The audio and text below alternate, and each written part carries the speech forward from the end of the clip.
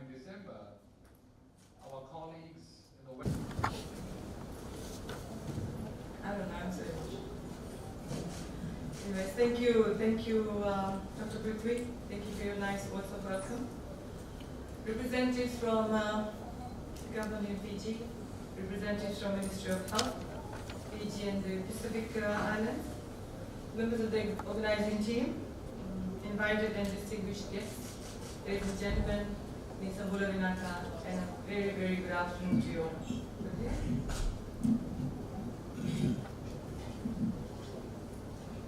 So once again, Nisa Bulavinaka, and a very good afternoon to you all. And to all the visitors from across the Pacific, once again, a warm welcome to Fiji, to our beautiful Fiji, and I hope you'll enjoy our Fijian hospitality, and of course enjoy the conference that we are all part of here this afternoon. First and foremost, thank you very much for allowing us to observe a moment of silence for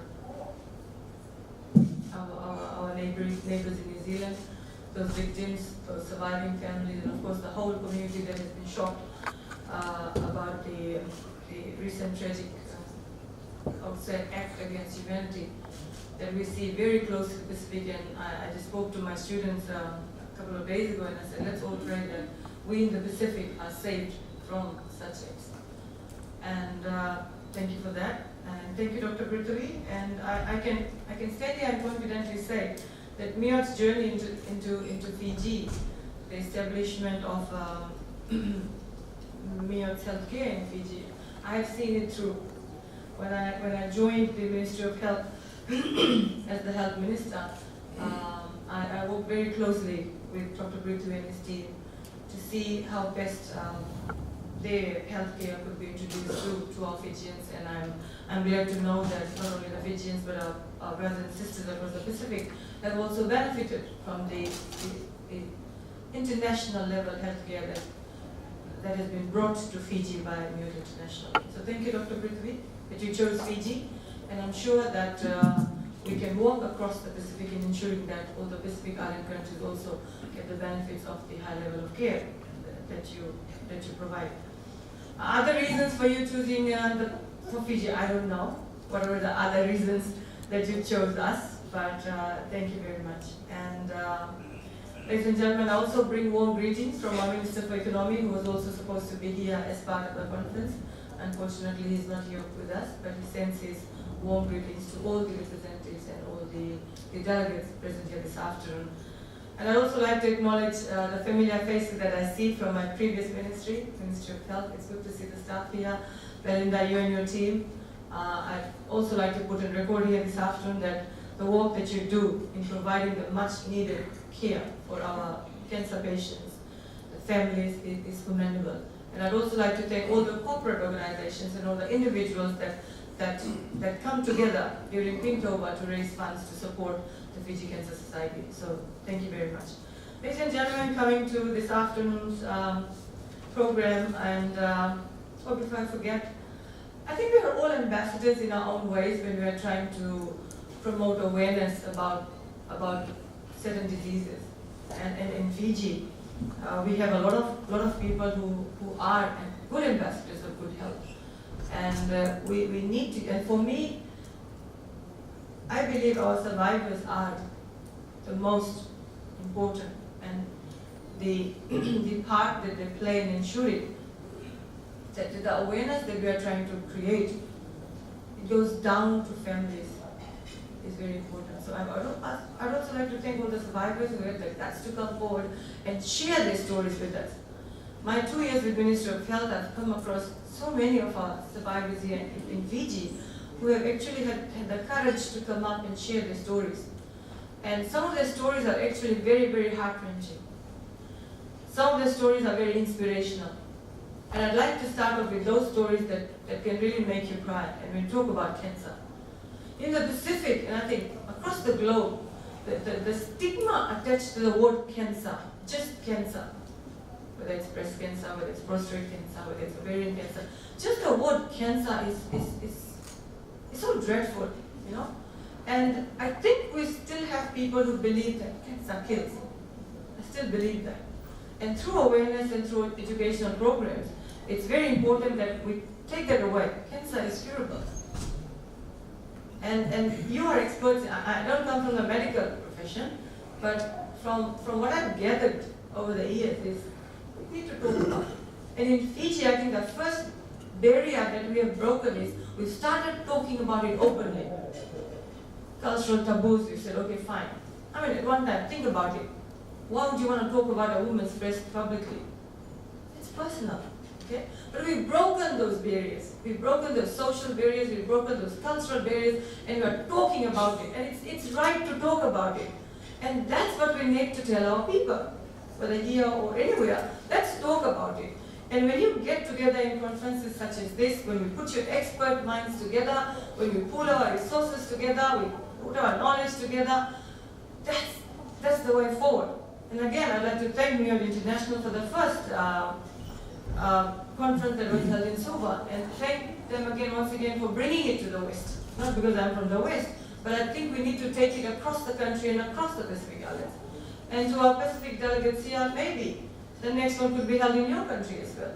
And that is something for Prithvi and the team to look at. So it really takes a lot of courage. Of course, I know it takes teamwork, it takes planning, it takes resources, it takes finances to organize something of such a nature.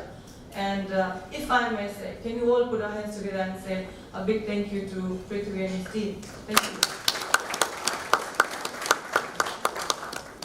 And ladies and gentlemen, like Dr. Prithvi mentioned, a high-profile meeting of such a nature was held in Suva, and it was done to map the way forward. How do we combat this? You know?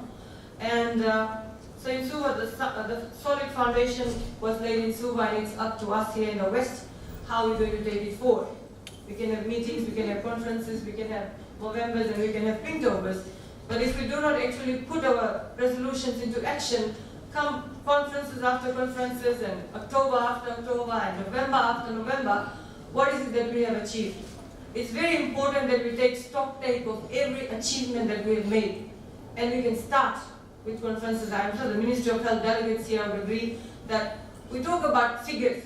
Or 2017, this number of people were affected. 2018, this. We look at rising trends. What do those trends indicate? Are they indicating the fact that we are not doing enough? Or are they indicating the fact that yes, we are doing enough and more people are now coming up? Likewise, for domestic violence. We are always accused of rising incidents and rising reports, rising rates of domestic violence in the Pacific.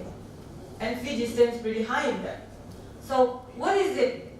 If you are getting people to talk about it, if you are getting people to come out stream, if you are getting people to report, like in case of domestic violence, what are we doing? Awareness is actually taking its toll. And we need to keep talking about it. Not only in November and October and not here now, we need to fill public spaces with talks about this. How do we break down these barriers? How do we do that? Why are our Pacific women reaching hospitals late? Why are they seeking doctor's advice late? I have seen, believe me, I was so disturbed with the last, my final year of Ministry of Health, when I'm sure the presentations will be done again here today. How should I use?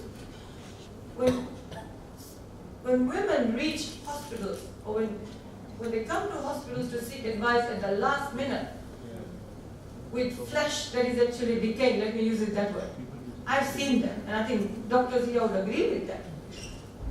How do we let it go to that stage? Who lets it go to that? Why do we let it go to that stage? Where is the family? My focus today is just going to be family support. And how do you do that? Where is that family support? You know, it shocked me actually that we have Fijian women living like that. And it's terrible. It's going to make you cry. Where is that support? I've also heard horrifying stories firsthand from women who are now survivors saying that when they needed the support of the family, they were deserted. When they needed the support of their spouses and partners, they were deserted. No, that's not right. And that's the support mechanism that we need together. So we have the Fiji Cancer Society that's doing all it can. But while we reach 1%, there will be 10 we are not able to reach.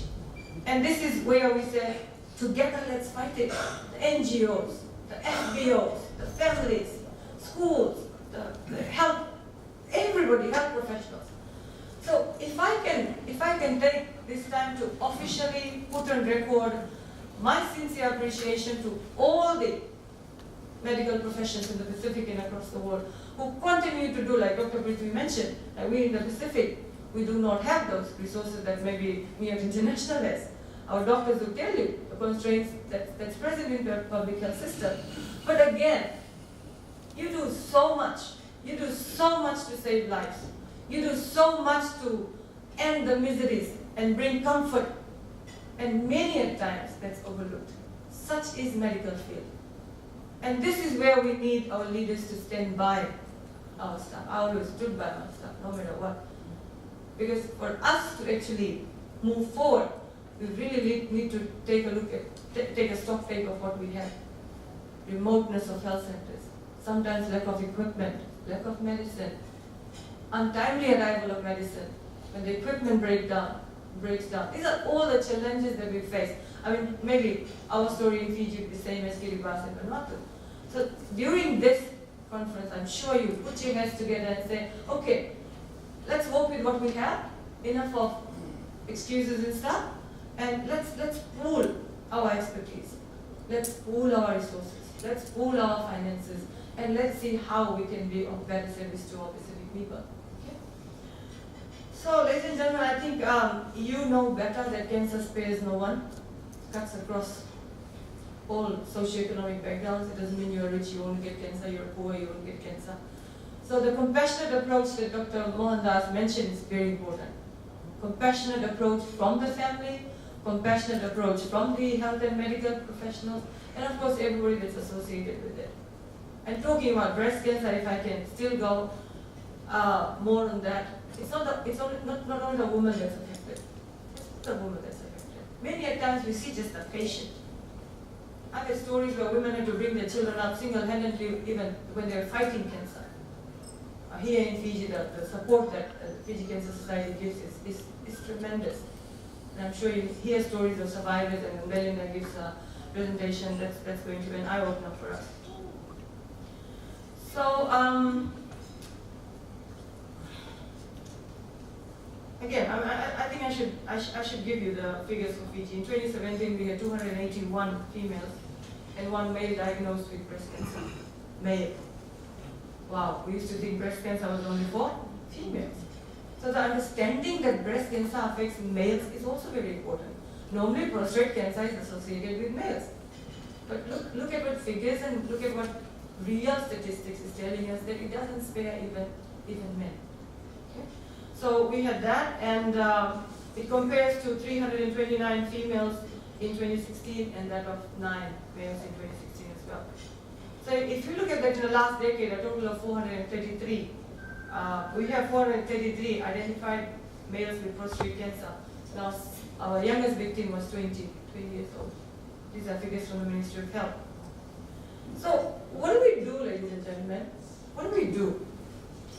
I've tried to see the health side of things. Now I'm looking at the education side of things, and I think the information that needs to go out in such a manner that is understood by the grassroots as well.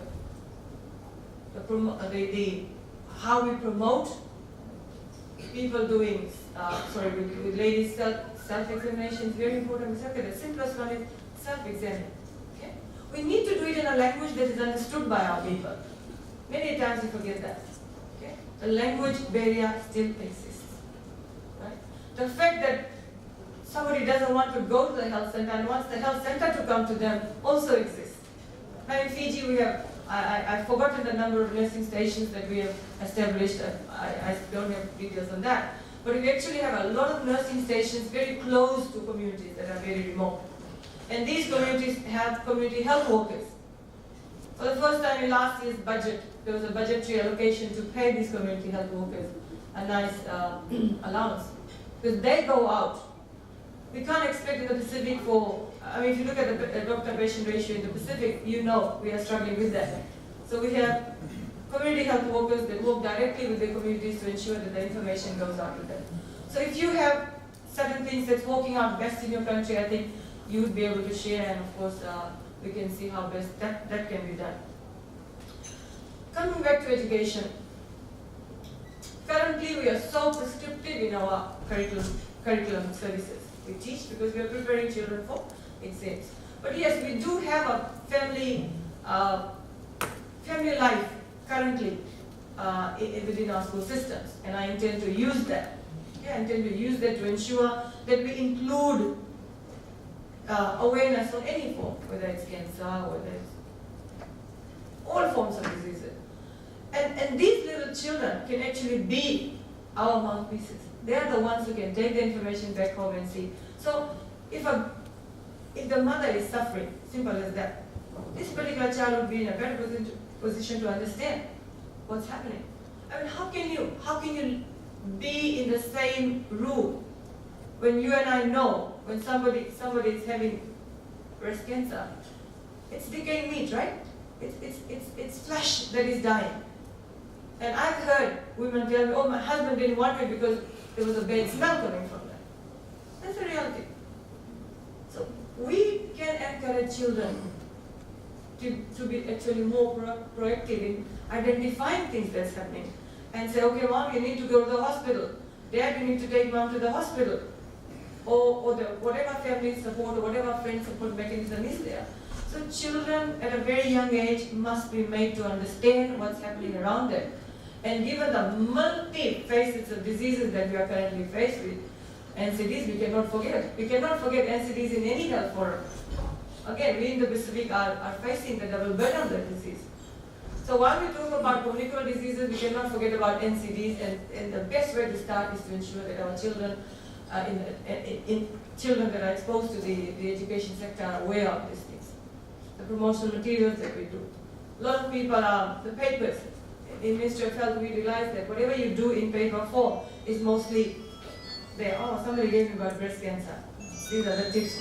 So if it comes on mediums, that is actually sort of, look at now, you have your phones and stuff like that. Everybody wants that. So if you can develop apps like that and make sure that Fiji, I am told, has close to double the number of cell phones of our population. Everybody carries 2 phones, something like that.